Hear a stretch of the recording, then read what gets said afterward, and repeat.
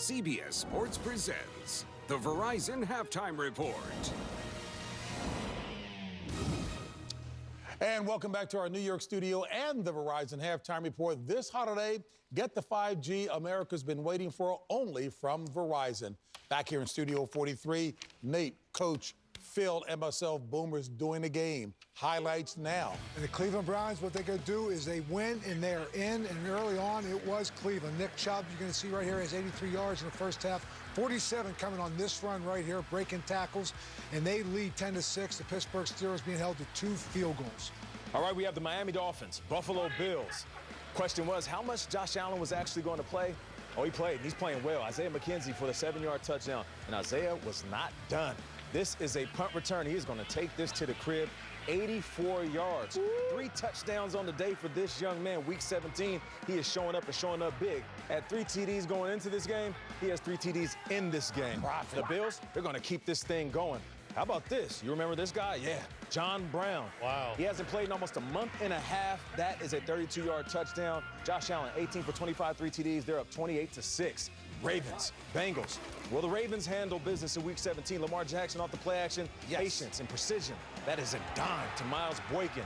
Look at Lamar Jackson. I don't need to beat you with my legs. I can beat you with my arm. He does it again. And this is the speedster, Marquise Hollywood Brown. The Baltimore Ravens, they are up 17-3 at halftime. All right, Nate, here we go. Cowboys at the Giants. Daniel Jones. Nice play-action fake. Finds Sterling Shepard for a 10-yard touchdown. That made it 13-3, 13-6. Then moments ago, Daniel Jones once again in the slot. Sees Dante Pettis. And it's a catch. He falls short of the end zone, but was not touched. And the Giants lead 20-6 over the Cowboys. Okay, Phil, here we go. Mike Evans is going to see right here. It's not a good sign for Tampa Bay Buck fans. You see him just kind of tweak his knee right there. He will leave the game. No report on the knee outside of the fact that he will not return. But Tom Brady's got 2 touchdown passes. This one right here, he gets out of the pocket and on the move fires a strike to Scotty Miller. Nope. It's going to Antonio Brown. He steps right in front, takes Scotty Miller's touchdown. They lead 23-10. Well, let's look at this Cleveland offense against the Pittsburgh Steelers. Baker Mayfield over the middle to Jarvis Landry. Nice job of finding the open guy. Then we've seen this big man. I tell you what, big, fast, mobile, nice cuts. Nick Chubb finds his way all the way for the touchdown. Then Baker Mayfield, once again, keeps the safety inside. That's why Rashard Higgins is so wide open on the outside. Really good job. First downs 9, total yards 195, touchdowns 1. So good first half by some of the players for the Cleveland Browns. Yeah, I'll tell you what, though, the one thing I'll say, the Cleveland Browns, I mean, the Pittsburgh Steelers, they kind of got warmed up there. Mason Rudolph has looked pretty good. Played well. They have not been able to finish those drives. But I'll tell you right now, if you're Cleveland Browns, you know, they're hanging around. Yeah. You don't want them hanging around right now because, you know, right, and they've kind of got Baker Mayfield kind of cooped in there right there. Yeah, they definitely got him bottled up. You know, I was looking at that loss last week, and I kind of gave them a pass because he didn't have those 4 wide receivers.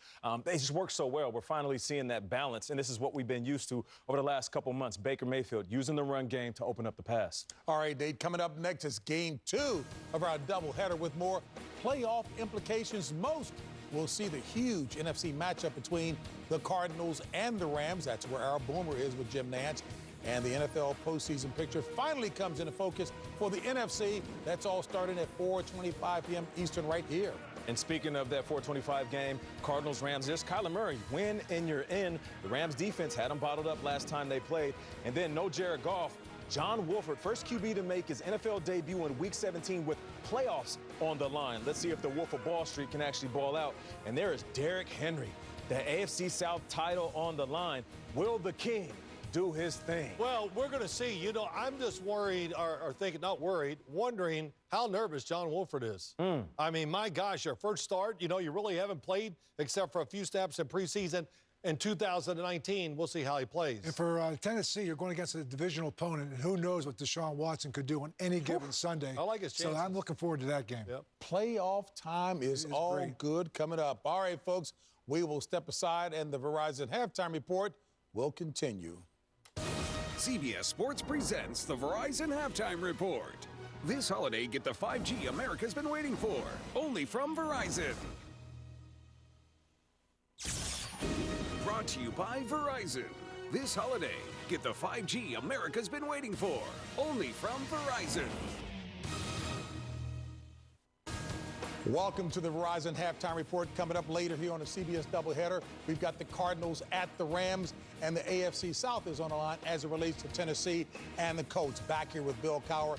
Bill, talk about the Cardinals and Rams first. Well, certainly the big story there is John Wolford starting for Jared Goff. He's in there. And for Kyler Murray, the last 5 weeks have not been good. But during this game, JB, it's your win and you're in. So this should be a big, big matchup. And I mentioned about the AFC South title on the line. Yeah, when you're talking about the Indianapolis Colts, they got to take care of business down there at Jacksonville, but they need some help right now. Tennessee is going to Houston. We all know Houston, as they get ready to play, they have firepower. But right now for Tennessee, they control their destiny. They win, and they are in.